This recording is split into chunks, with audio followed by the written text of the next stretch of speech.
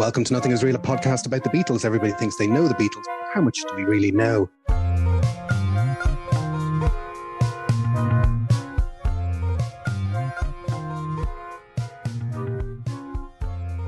My name is Jason Carty.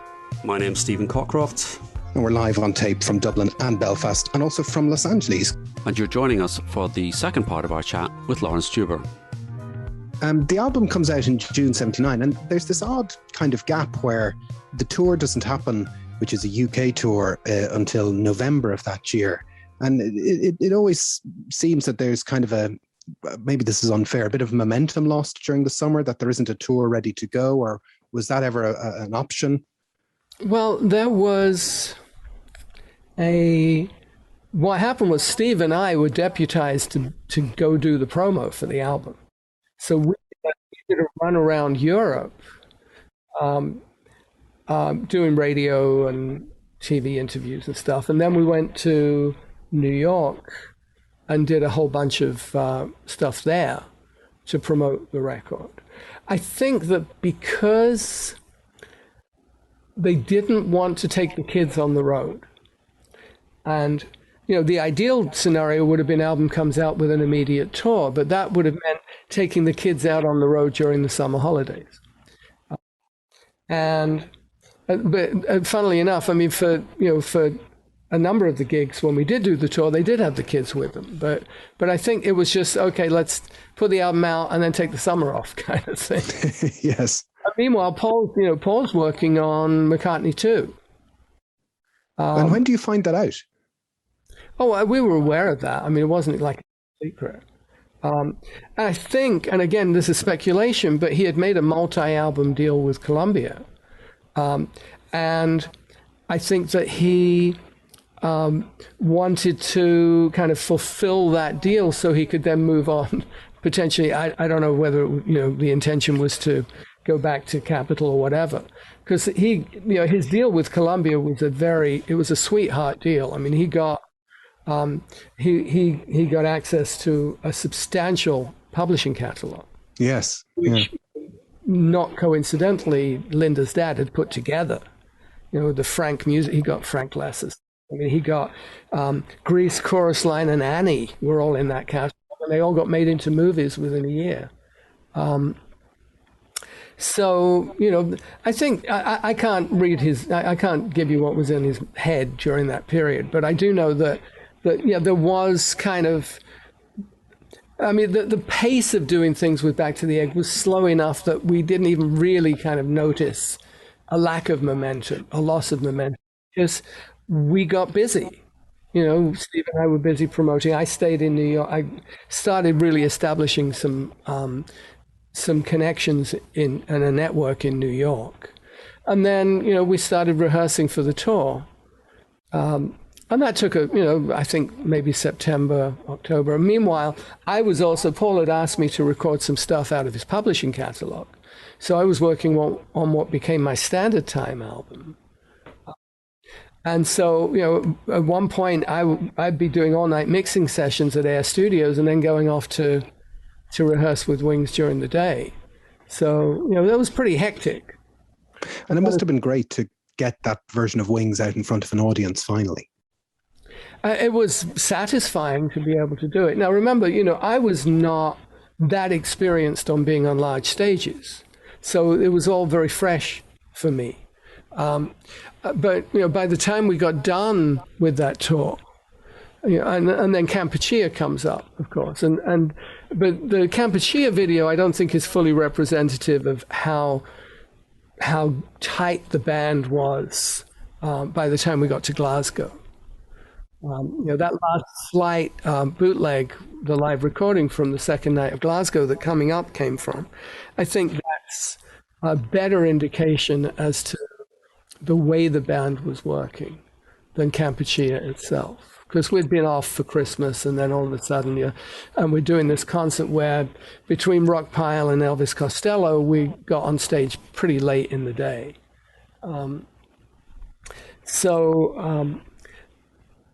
But and then all the repertoire for the band was changing for the Japanese tour. We were doing Another Day, we were doing Live and Let Die, we were changing it up. And the band was starting to sound really good, and then of course, a bag of weed and a overly enthusiastic customers man, and that whole tour was out the window. That was that. I mean, I have to say that the Glasgow gig does sound fantastic and incredibly well recorded. I mean, I'm assuming that was every gig on that tour. Were you recording everything? No. There are recordings that I don't know what the source is from some of the earlier gigs. But the only one that was actually multi-tracked that I know of was the that second night of Glasgow. And what was there discussion around a live album about that? This was, or was this? It was a possibility. Yeah, possibility. But I, from my perspective, it would have been kind of premature. Yeah. I mean, the other thing is the inclusion of Beatles material on that set list. A little bit. Yeah, I actually, going back, I in my mind, without actually sort of thinking it through, I always think there's a bigger Beatles content than there actually is, but it's really only 3 or 4 songs. It opened with "Got to Get You Into My Life." Yeah, I mean, was that a conscious? I mean, that's quite a change for Paul to sort of go up front for a song, Beatles song. Earth, Wind and Fire had a hit with it. I was going to say, was that the reason? Was it? I think that was part of the motivation. Yeah. And I was trying to remember when was it Phoebe Snow had a hit with Every Night, and I was trying to. Yeah, I think was that before or after? And because I thought, I wonder, is that why that's suddenly making an appearance? I mean, Every Night was just a natural to do. I'm kind of curious. I'm about to Google Phoebe Snow. And, I should. This is. I'm showing my lack of research. I'm engaging Laurence Juber to do my research for me. That's that's not right. That's not right. When did that come out?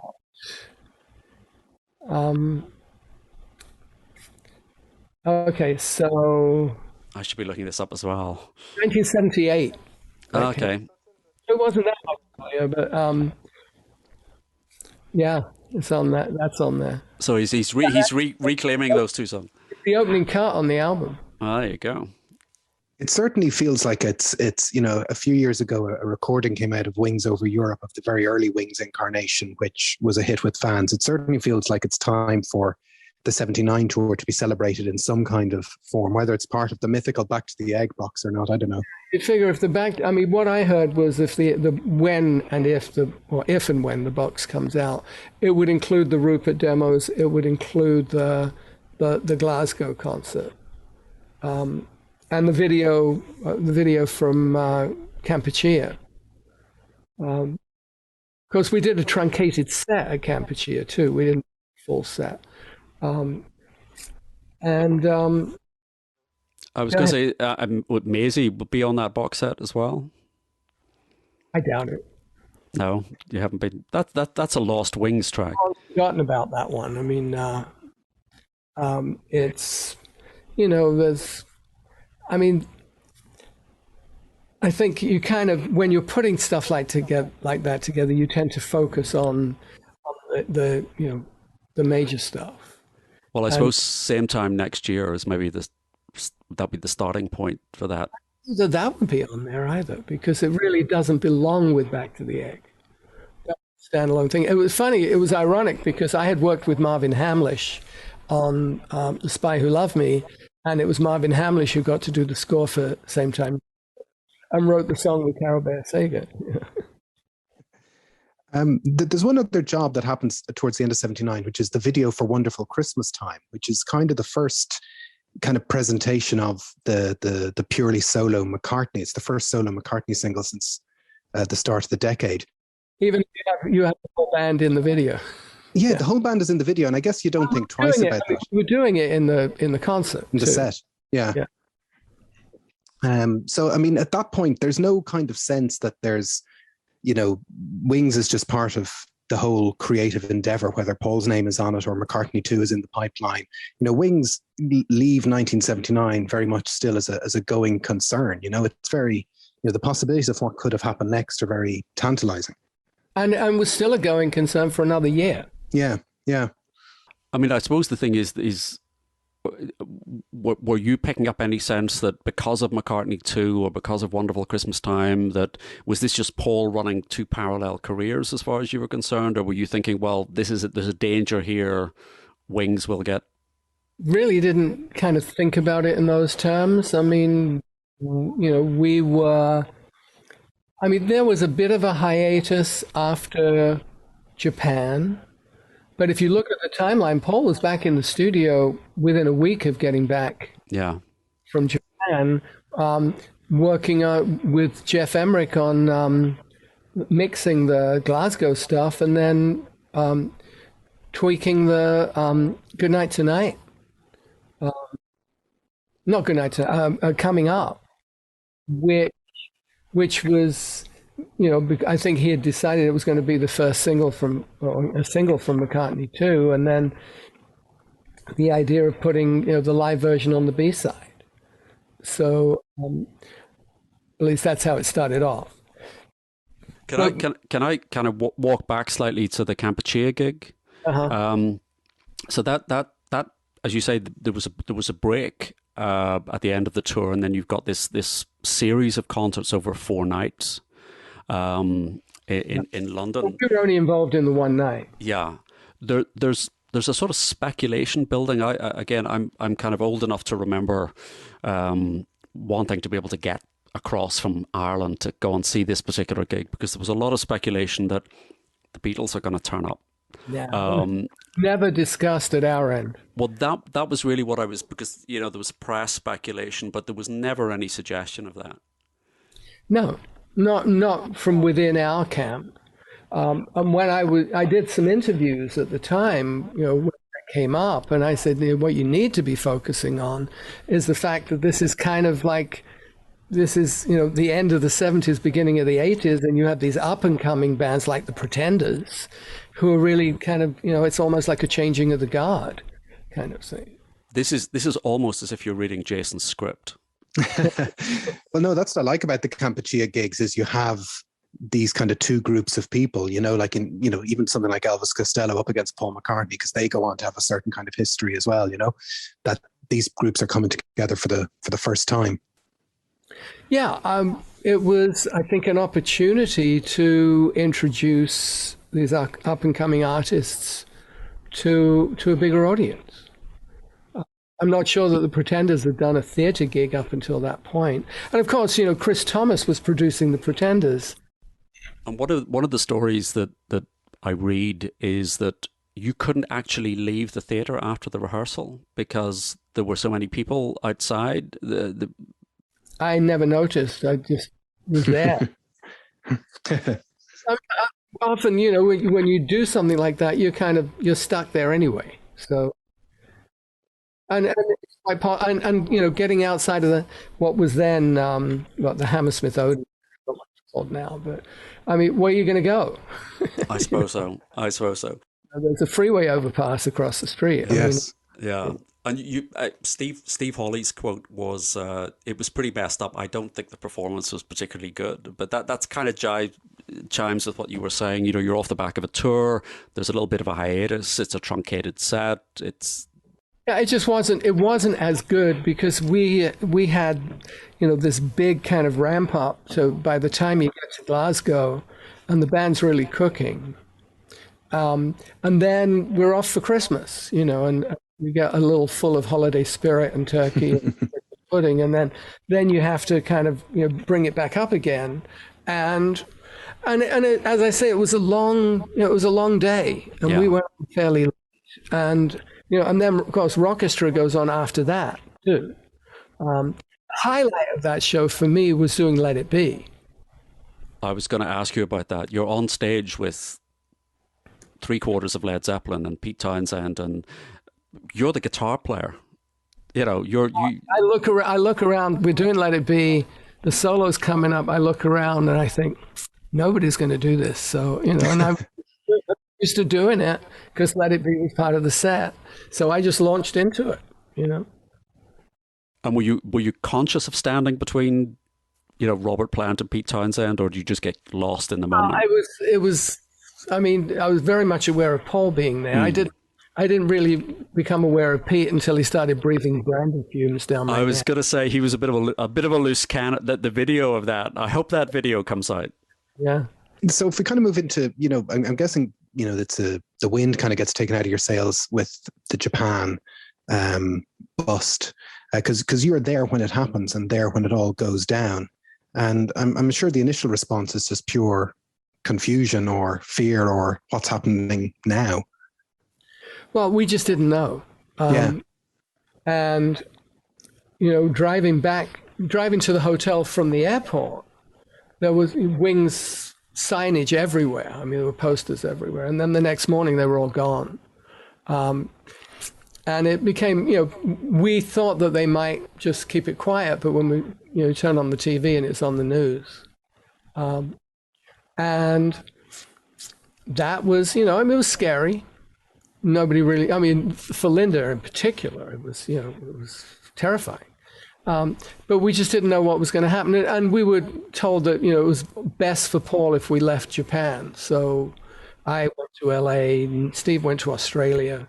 We had a first class ticket to go really kind of anywhere in the world. So I went to LA and just kind of hung out there for a while. And then, getting back to England, and that was when, we discovered that we'd won a Grammy for Rockestra. Nobody told us we'd been even nominated. I mean, if I'd known about that, I would have stayed in LA and gone to the ceremony. But it was, I didn't even know what it was when it arrived in the mail. It was just this thing, and you had to screw it together. Wait a minute, this is a Grammy. So there were a few months where things were somewhat quiet, but I had a lot of other stuff going on. I mean, that was when I was starting to get into doing some record production,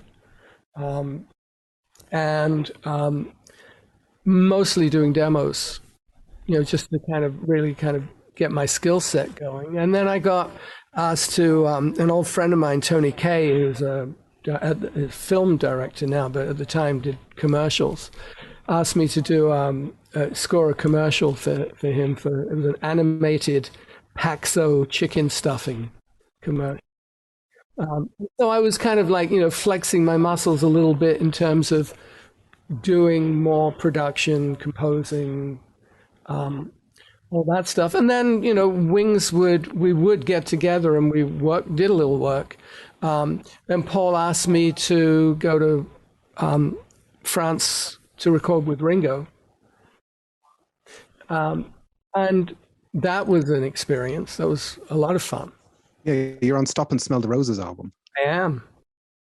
There's a story, I think, in the book about Ringo borrowing your acoustic.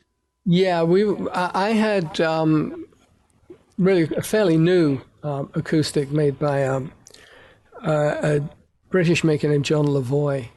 And I was quite excited about it, so I took that one with me. I actually had another one of his guitars. It was like a gypsy style one too. I took both of those with me, and we were jamming one night. It ended up being a tune called "You Can't Fight Lightning," which was almost the title of the album at one point, I think. And Ringo borrowed my guitar and was busy strumming and ended up cutting his finger and bled. Especially on the label, there was inside the. So if we ever need to clone Ringo, I have it. I have his DNA. And but just the experience of actually being in the studio with half the Beatles was remarkable, I think. The communication between them was just so natural. I was going to say, is that something that stood out? To see the two of them playing together in a studio, Oh, yeah. where you're kind of very aware of that telepathy almost. Yeah, I mean, totally. Because they, when you think about the vast musical relationship that they've had, even though, I mean, it's funny because, George and John both worked with Ringo post-Beatles, whereas Paul really, barely did, if at all. I mean, it was, partially because Paul's his own drummer as well. But just to see the two of them working together was pretty incredible. And then after that, Wings sort of regroup and start working on demos? Yeah, we were working on the Tug of War stuff. Mm-hmm. Which I thought was kind of, I mean, from my perspective, the fact that we were doing songs that were clearly pop songs. Yeah. But Wings had kind of, really kind of like started to become a rock and roll band. And then we're working in a rehearsal hall on songs that really should have been worked out in the studio. Because it's a bit pointless, coming up, you can't really properly come up with parts when you're just kind of jamming around. And there was certainly, sometimes, some of the tunes it worked fine, but something like Average Person, for example, didn't really, it just wasn't the right environment to be doing that. But, contemporaneous with that was when George Martin got involved in producing the album and wanted to be able to just bring in whatever musicians he felt were appropriate. Yeah. So, but we were still booked to go to Montserrat. And then that was when the rug got pulled out. You say in the book that Paul, did he telephone you just to say it's not happening? And we're not going to record in Montserrat, but we will get together in January. So in January of '81, when we went back into the studio to work on the cold cut stuff, and at that point it was clear that Wings was winding down. But I was making plans to move to New York. End of part one. Intermission. End of intermission. Part two. I suppose in my mind there are sort of maybe 2 or 3 different stages. There's when you turn up to sort of demo the songs and you realize these are pop songs. These aren't what you've been doing. Certainly very little relation to the kind of harder edge on Back to the Egg, or is it when he rings and says no, Tug of War is going to be a solo album, or Cold Cuts is really the? I think that it was the phone call more than anything else, because the material. I mean, it didn't matter that we were doing pop songs. I mean, in the history of Wings, it could have been anything. It could have been hard rock. It could have been pop. That didn't matter. My frustration more than anything else was the fact that we couldn't really work on them productively. I don't like working that way. As a studio musician, I've always come from the perspective that, that sometimes the first time you hear something is when you can nail it, because you're not thinking about it. And there wasn't that opportunity under those circumstances. So, that was a little frustrating. But I think it was, not going to Montserrat and, having, the fact that we were still going to work. And of course, in the interim, John Lennon, which changes the perspective yet again. And I remember before I left for New York, I went into Air Studios where they were working on Tug of War, and somebody had been making death threats to Paul and the family in New York. And it was like, clearly, that all of that had an impact, and the fact that they didn't want to disrupt the kids' education, and they ended up not touring till '89. I mean, the best part of a decade. So I think that the bottom line is that Wings existed so that Paul could have a band, so that he could perform. But if he wasn't going to perform, he didn't need a band. And he didn't need a studio band only because he could use anybody he wanted to. And then you end up doing overdubs on various things. A Love for You, Water Spout, My Carnival. I don't recall playing anything of myself on Water Spout.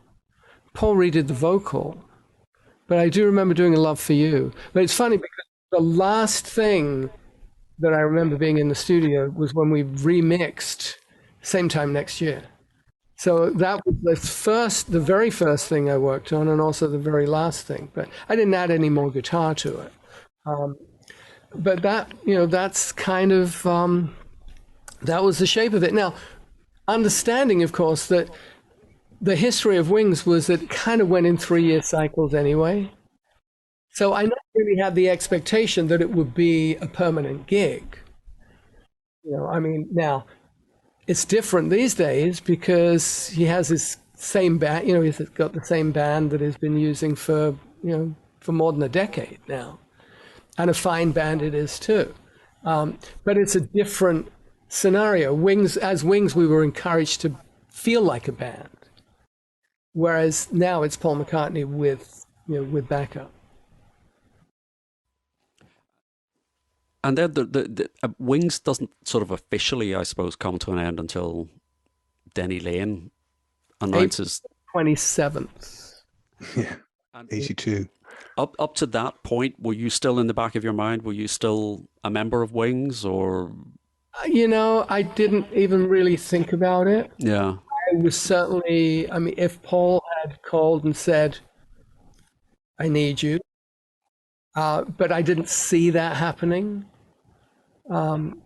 Especially knowing also that Paul's relationship with Denny had changed too. Yes.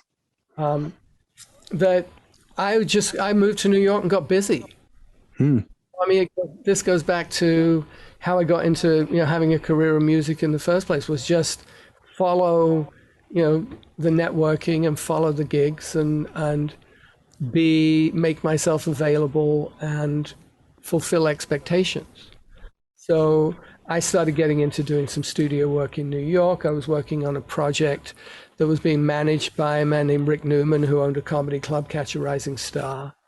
I used to hang out there. I used to play there and jam at some of the clubs around New York. And then I met Hope on April 28th. So, Wings officially folded on April 27th. The next day I'm at Catch a Rising Star and I find my soulmate. And 40 years later. You couldn't write that. Yeah, well, I did write it. It's in the book. But so that then led me to a whole different different chapter in my work. Becoming a studio musician in LA, becoming a soloist, composer, producer. So this is sort of TV work you're working on. A lot of TV. And Home Improvement is the one. Later. In the 80s, it was. I played on the Dirty Dancing soundtrack. Yes. What other movies did I do there? I played on Lady Hawk, Splash, bunch of them, and then later, Pocahontas. I'm actually on. It turns out that I'm on the Lion King soundtrack. I played on what I thought was a demo of "I Just Can't Wait to Be King," but apparently, it seems like my guitar part's still on there. So you never know with this kind of stuff. That's such an odd for someone that's not in the music business. It's such an odd concept that you can play on something and then suddenly not realize for 10 years that. Yeah, it's just the nature of the business. Once I got to LA, started raising a family, I didn't want to tour. I didn't want to travel then. So the studio work became the focus, and hundreds of TV shows and movies and records. And then I started putting out solo acoustic guitar records. I produced 4 albums for Al Stewart, scored some movies, and eventually, I've now done, I think, 30 albums. I was going to say it's an incredibly prolific, because there's quite a gap between the first album and then Solo Flight. Is that the next one, 1990, and then. Yeah, Solo Flight was 1990 because it was that decade where I was just too busy being a dad to young kids. Yeah. And doing the studio work, but writing. I was starting to write, and I scored some movies during that period. I did a movie called World Gone Wild, which came about because I had written a song of the same name with a band called Checkered Past. Yeah. And that's a long story in and of itself, but I did that. I scored a movie called Little Sweetheart, which was actually the first feature that the BBC had co-produced. But But ironically, when it was shown on TV, it was the night of the Lockerbie. Yeah, never finished. They interrupted it and never actually finished showing the movie. Can I ask you about one movie in particular? Shanghai Surprise. Shanghai Surprise. Well, that was. I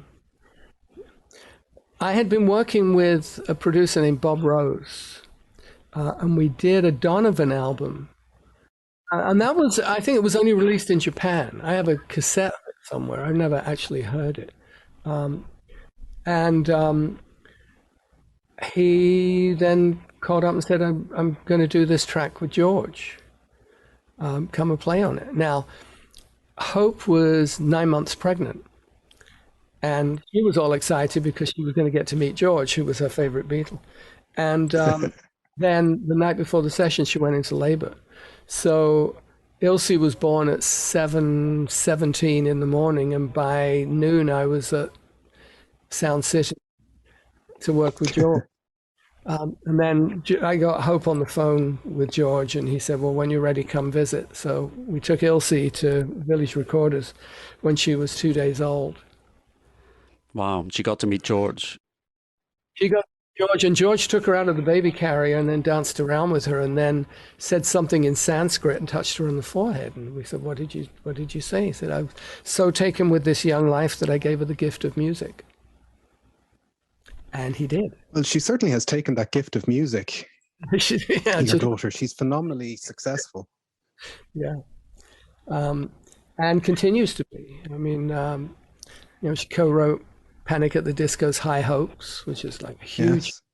Well, in our house, it's the Miley Cyrus songs that are very much loved. Yeah, Midnight Sky and Nothing Breaks Like a Heart. And there's a song from the new Weezer album, which my son loves, which is called All My Favorite Songs, which is probably my favorite record of the year. So we are huge fans of hers. Last week was Casey Musgraves, who's a big Nashville artist. Yeah, I saw her, yeah. Yabba, a song called Boomerang.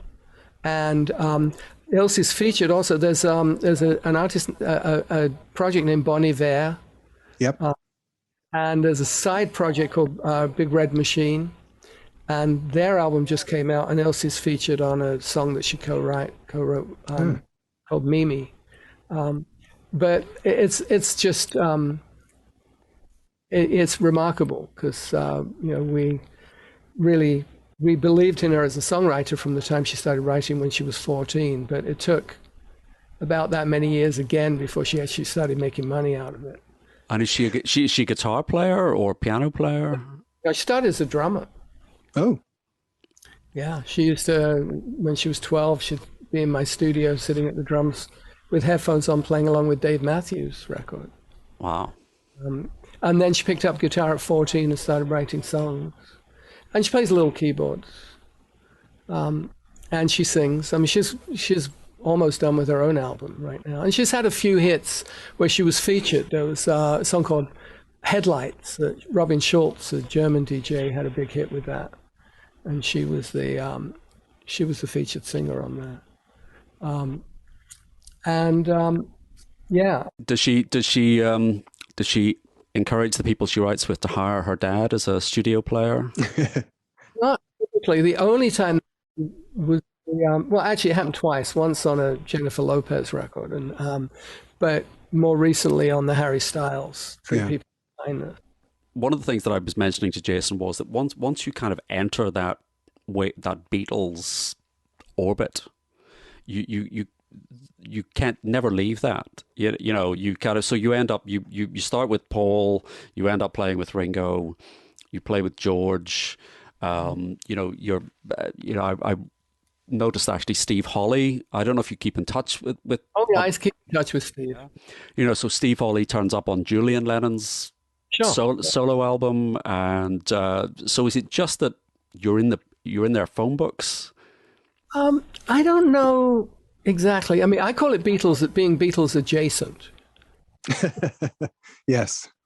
When it comes to studio work, I mean, having worked with Paul obviously is kind of burnishes one's resume, but I don't always get, you don't always get booked because you played with No.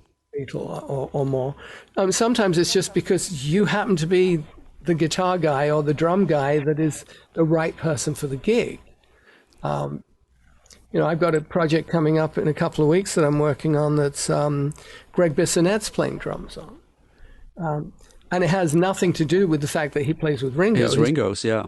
He's just one of the great drummers. He happens to live across the street from the studio, too. So it's, it really has its, it has its value, being part of that camp. But I wouldn't be doing that kind of gig were it not for the fact that I played with Paul. Yeah. But what I bring to it is substantially my own thing. I played with Peter Ash's band and used them to do a Wings set with some Back to the Egg stuff in it.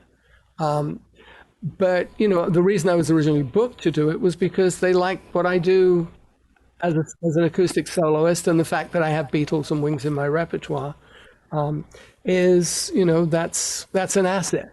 I was going to say that the albums that you do where you're doing reinterpretations of Beatles songs or Wings song, I mean, some of those you look at the titles and you can't imagine how this is going to work.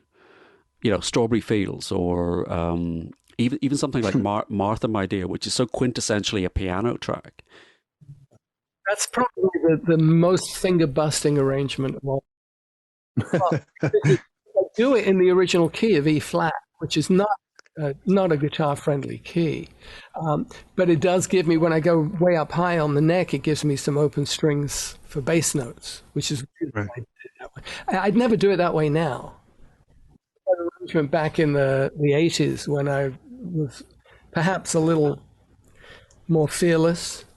Then I have arthritis in my thumb, so as time goes on, I think I've become more attuned to the expressive possibilities.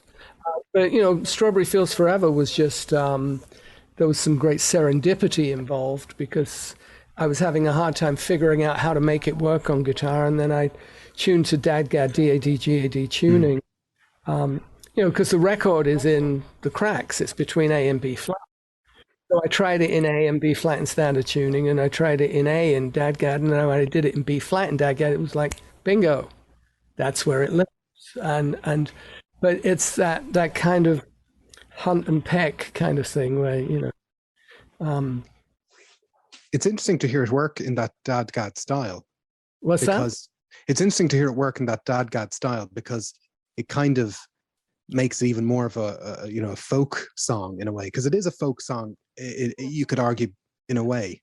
The thing about DADGAD is that it's really, one might associate it stylistically with kind of Bert Jansch, with Jimmy Page doing White Summer or Black Mountainside, but in fact it's a very versatile tuning, and I use it. I've used it for jazz tunes. I mean, it just depends. It lends itself very well to arranging pop songs.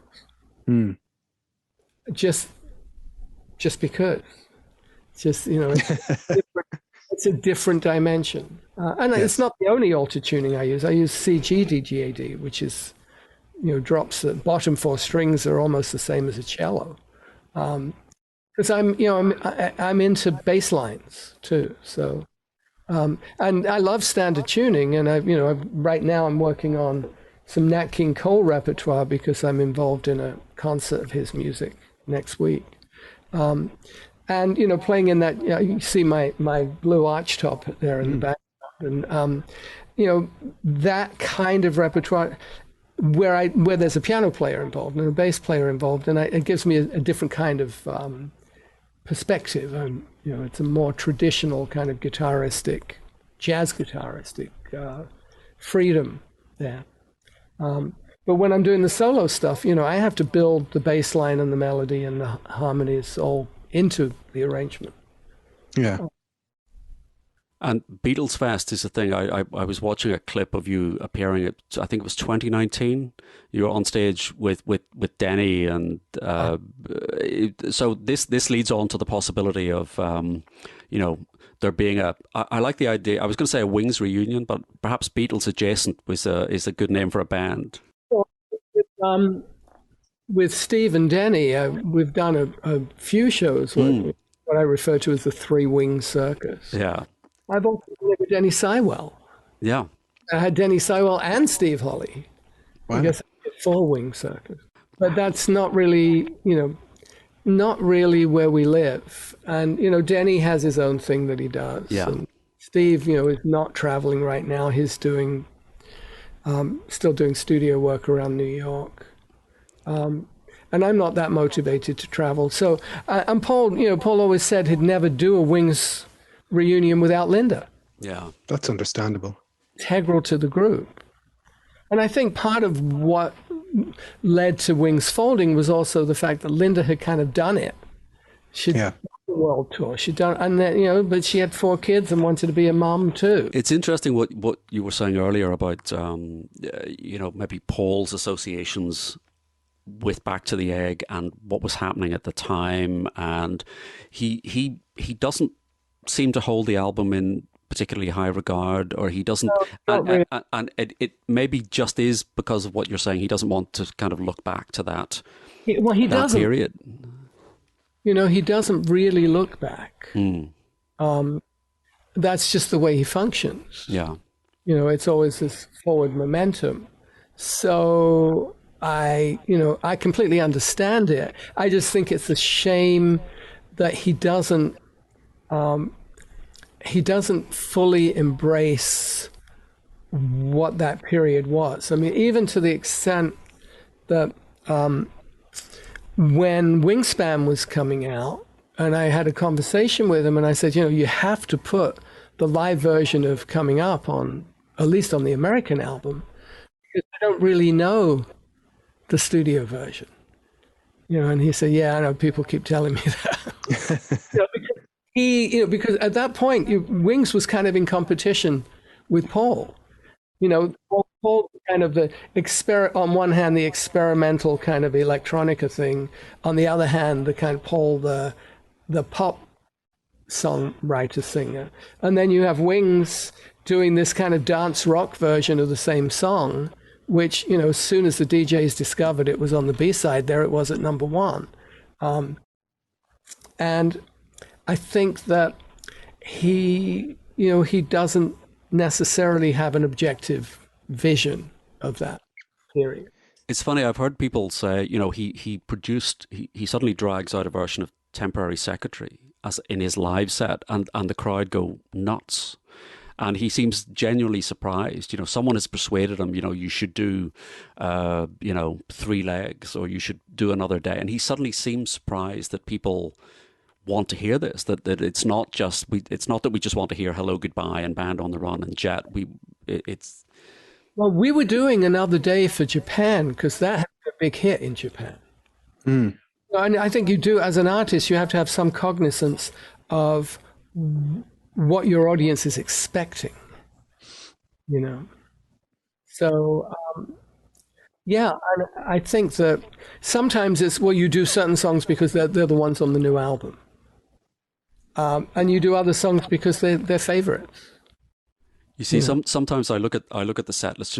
I've seen Paul in concert, many times, but the set list, he's delivering, I think, what he thinks people want to hear, what the majority of people want to hear. So you get the hits, you get the Beatles songs, but he very rarely goes into obscure album tracks. And I think Back to the Egg is probably weirdly the most obscure area of the Wings catalogue.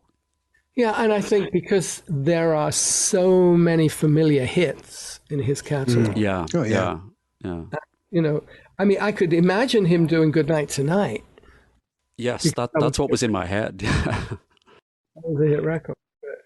But it's tricky. Some of these things are just tricky. You got to rehearse them a lot. One thing in the various cover versions or arrangements that you've done, there's only one song off Back to the Egg that you've done a cover version of. I did Arrow Through Me. And am I right in saying you didn't play on the original? There's no guitar on the original. Yeah. It's only Paul and Steve. And Is that why that's the one you covered, because you didn't play it on it originally? it's just a cool song. Just a cool. It's a fantastic song. I mean, at Abbey Road on the River, the set list we did was we opened with, let's say, We're Open Tonight, Into Getting Closer, and then Maybe I'm Amazed, Junior's Farm, Spin It On, Arrow Through Me, Beware My Love, My Love, Jet, Rockestra, Live and Let Die, Band on the Run. You see, that's my ideal Paul set list. Yeah. Right there. That's The fact is that a tip of the hat to Back to the Egg, and the fact is, Getting Closer. The ending of Getting Closer is a nice expanse for doing some guitar soloing. Yeah. And then of course, Maybe I'm Amazed has those cool solo bits in it. Junior's Farm is just a fun one to do, and I did Junior's Farm and My Love really as an homage to my predecessors, because with My Love you've got Henry's glorious guitar solo, and on Junior's Farm, I think that was the first tune that Jimmy recorded. yes. With Paul, and I think one of the few where he actually gets to kind of let rip a little bit on the solo. The thing about being a lead guitarist with Paul McCartney, you get 8 bars to write your stuff.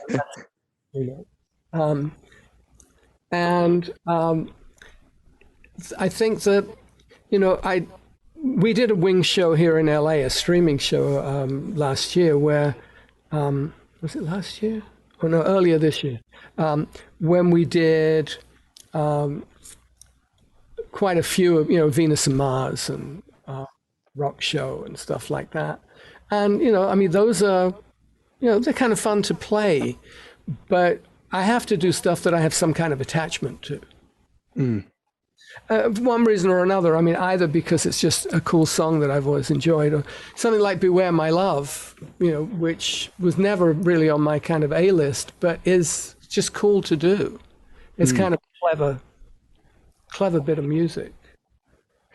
I know we've taken up a lot of your time, so we'll try and ask one or two more things, but there was one big question I was wondering about, which was there supposed to be a movie made called Band on the Run, or some kind of precursor of Broad Street that you could have been a star in? There's a script. There's a script called Band on the Run. I have a copy of it here somewhere. Ooh. So could you just run us off a copy of that, and that would be. And it was written by Willie Russell. He came up to Scotland and spent a little bit of time with us. And I'm a character in it, as all of us, as the whole band are characters in it. I don't remember the plot. I'd have to go back and read it. But it was it was an idea. But the fact that I'm a character in a Willie Russell script is pretty remarkable. Are you the lead guitar player with no regional accent? I think that was the description on the front page I saw in the book. Yeah. So, but Broad Street was the one that ended up getting made, and of course, had a certain kind of notoriety. Yes. The one thing about Broad Street that I found frustrating was that I remember Paul walking in when we were rehearsing the Tug of War stuff and saying, I dreamt a Rolling Stones song, and he played us No Values. Oh. Which I thought was really cool, but when he did it in Broad Street, it didn't have the same. It wasn't a Rolling Stones song anymore. We're back to that point I made about I've had enough. It's very polite. The version that ends up on shouldn't have been polite. Yeah, it's very polite. Paul became much looser and more rock and roll with his approach to things. Yeah. And I think you kind of go through periods, And tell me, there's a photograph in the book of, I think, you and Hope and the children with Paul and Linda in 1992, 93? Somewhere around there. It must have been Ilse's 7th birthday. So, Could have been 93. Do you keep in touch, or do you? Periodically. If he's in town, when he's been playing in town, then, I'll make it my business to go see him and say hi. Denny Sywell is the one who really has had stayed in touch with Paul the most, because, Denny was really the original Wing. And because also I'm 10 years younger than Paul. So, I was kind of like, like me and Steve were the kids, junior members.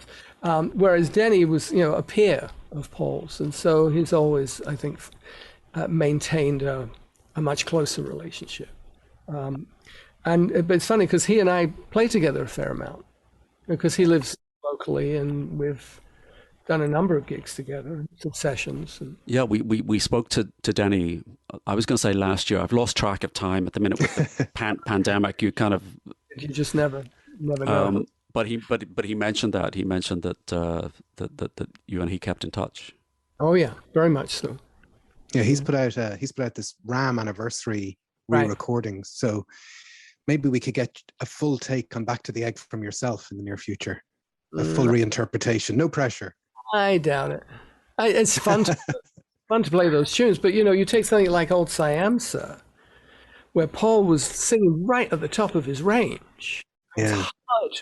Those are hard tunes. He couldn't sing that now. No, and because it's me, and you need, you'd have to tune the guitar down like a whole step. It just, that kind of thing is like, is it really worth it? Well, you would sell 2 copies. We would each buy a copy of that. I mean, I appreciate the fact that you would actually buy physical copies. I mean, this is the era. Well, absolutely. I noticed. I looked on Spotify, and you have 2.5 million streams for.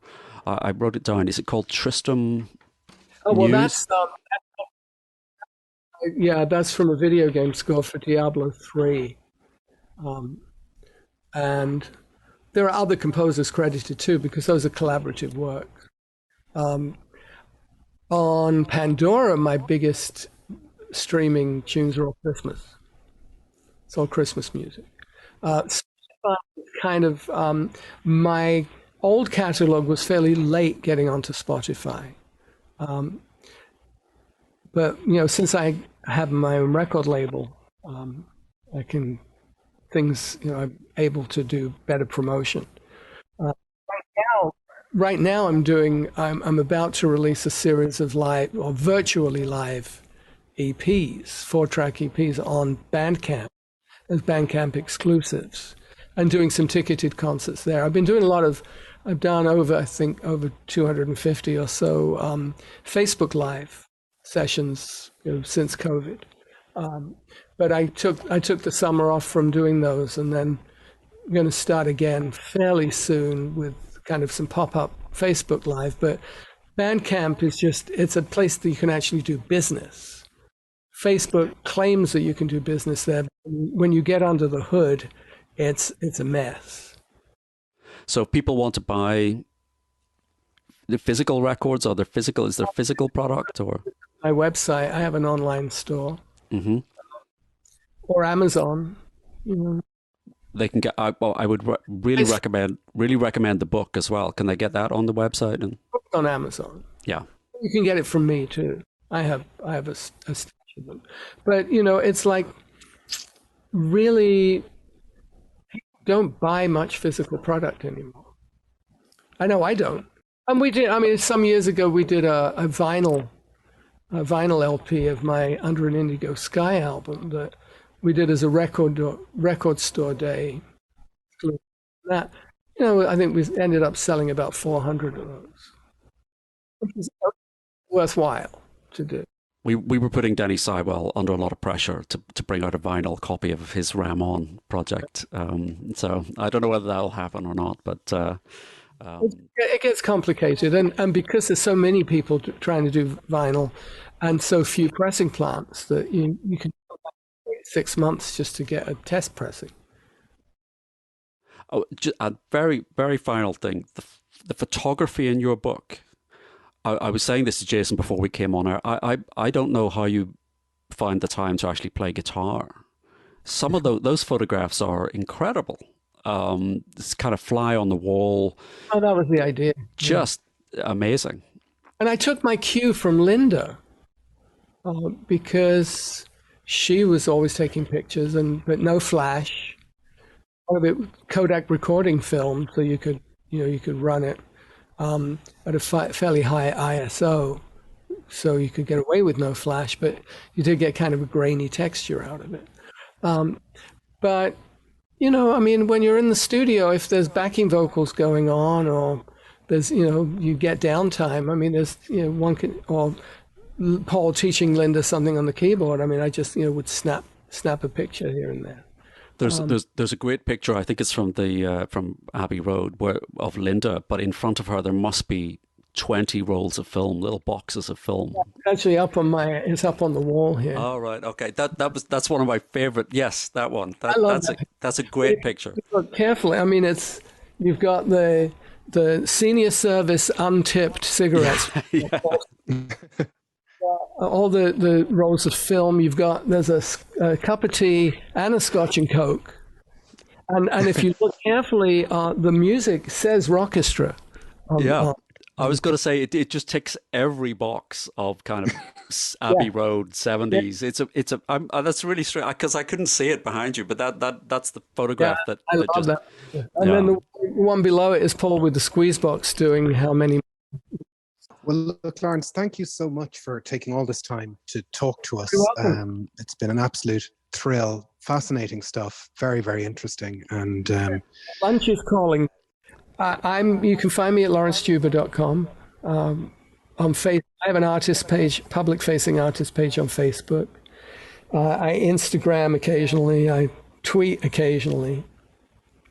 But and I mailing list too, so people can sign up for that, and periodically I'll send out an e-blast. Well, we'll put all those links up on the podcast when this goes out. Thank you. Okay, thank you very much. All right, we'll take care of yourself. Thanks very much, Laurence. Have a great day. Cheers. Bye-bye.